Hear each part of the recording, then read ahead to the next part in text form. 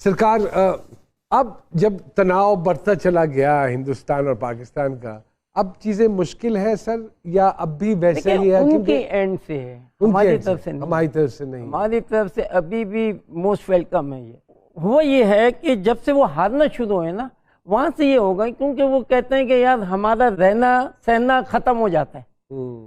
वो हार बर्दाश्त नहीं कर सकते, उनमें आग लगा देते हैं, घरों को तोड़ देते हैं, प्लेयरों के घर को ला देते हैं।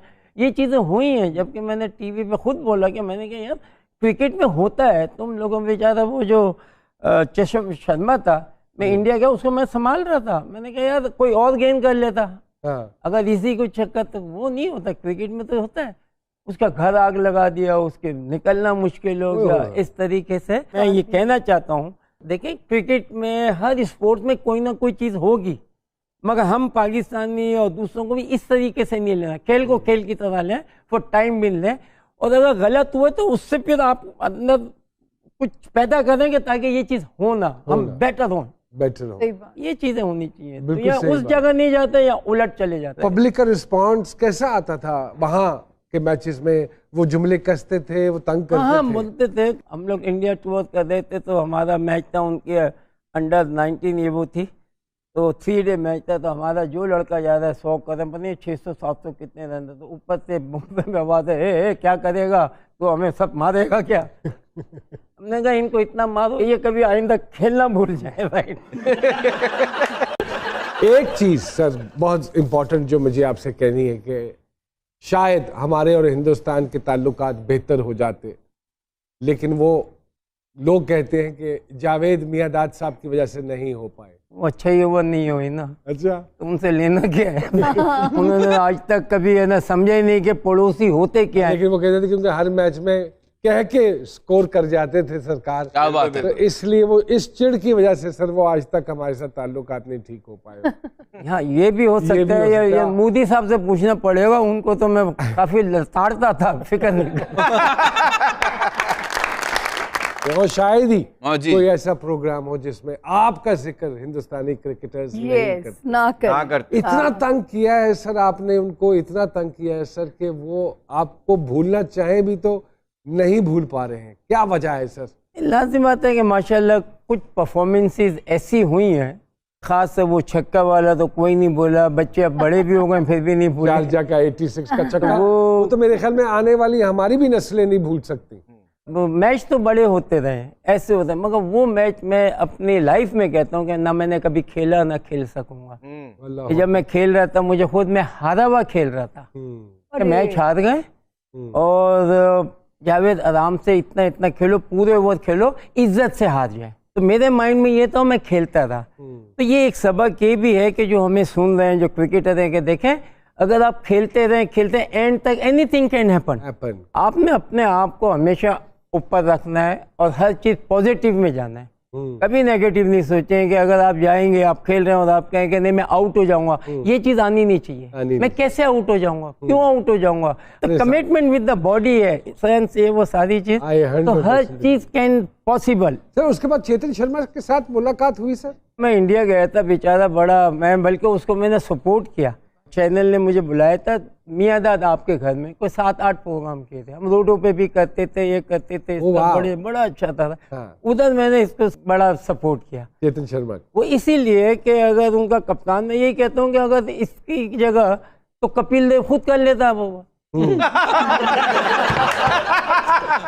वो अब अगर एक मार खाली हो गया, क्रिकेट में होता है, ठीक है। जब वो आखिरी बॉल खेल रहे थे, आप कहीं बैक इन माइंड था कि छक्का लग जाएगा? वो भी तवक्कल था बस? मैंने प्लान किया था, प्लान किया था? मैंने प्लान किया था भी, मैं आपको बताता हूँ कि प्लान मैंने ये किया था कि ऐसे वक्त पे आप ये देखें कि बॉलर जो है वो करेगा क्या। ऐसे टाइम पे बॉलर जो है वो 99% यॉर्कर मारेगा, जो बिल्कुल टांग के ऊपर आती है। फिर मैंने ये किया था कि जब मैं ये स्टांस में था तो मैं 2 कदम आगे आ गया था। ओके। अब मुझे पता है कि वो करेगा तो वो टोका लेगा, तो फिर मैंने सोचा था कि मैं लीन करूंगा पीछे, क्योंकि अगर यहाँ भी होगा तो यहाँ से मैं उठा लूंगा। ये तो पूरी science. I did like that. मैंने अपना प्रोग्राम बनाया था और जैसे वो आए तो मैं यूं गया हूँ, तो बॉल मुझे फुल टॉस मिल गई। यही वो करना सीधी था। बाहर। वाह वाह वाह वाह वाह वाह। कहने का मतलब मैं बोलना ये चाह रहा हूँ और उसी के साथ वो बॉलर भी बाहर प्लान किया था, और ये प्लान मैंने आपको बता दिया। तो एक प्लान थी और एक स्ट्रेटेजी क्या थी, बात और है सर। सरकार की अमान भाई- स्ट्रेटेजी हमेशा से बड़ी कारआमद रही है थ्रू आउट द करियर। हाँ जी, मैं अपने हिसाब से कह रहा हूँ, जैसे उमर शरीफ साहब, अमानुल्लाह साहब के बगैर थिएटर कभी भी नामुकम्मल ही रहेगा, हमेशा उनका जिक्र होगा। क्रिकेट जब भी होगी जावेद मिर्जा साहब का जिक्र होगा। हाँ जी। इसमें कोई ऐसा हो नहीं सकता कि इनके जिक्र के बगैर क्रिकेट हो जाए। इवन के पाकिस्तान और हिंदुस्तान की जब लिखी जाएगी बहुत सारी चीजें, ये शारजा कप का जिक्र जरूर होगा कहीं ना कहीं। हमारा सबसे बड़ा मिसाइल ही यही है। मिसाइल ही है। वो बेचारे आधे वैसे ही डर जाते थे, वो जाके हाँ यूं यूं कर, ये अभी तो खेला नहीं बोलता है, अभी तो खेला नहीं बोलता है। एक आपकी रेपुटेशन बड़ी मशहूर थी कि you over the naughtiest in the field sir, you were the naughtiest in the ground. हर एक को उचकल करने, पिन तंग आउट करना, मजाक ये करना, अगर ये तबीयतन शुरू से ही ऐसा नोटोरियस अगर थे ना, तो वो थे ऑस्ट्रेलियन, इंग्लैंड, ये लोग। वो वहाँ जो गेम खेलते थे, हम जाते थे मैच खेलने, जो चैपल और ये वो सब पीछे से लगे होते थे, यू कांट बिलीव इट।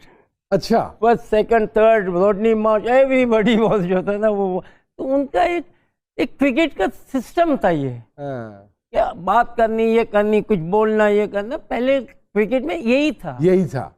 अब बाद तो में ये चेंज होता गया। जो अब तो उन्होंने बहुत सारे माइक लगा दिए हैं। माइक के अलावा अब क्रिकेट को है ना काफी वो कर दिया ना, आपने देखा कि कितने लोग आ गए, इन्वॉल्व हो गए, अंपायर इन्वॉल्व हो गए, जरा सी बात नहीं कर सकते, ये नहीं कर सकते, वो ने कोड ऑफ कंडक्ट ऐसा आ गया है कि अब उंगली मुंह पे रख के खेले। ऐसा होना चाहिए। ऑस्ट्रेलियन सबसे नास्टी खतरनाक होते थे।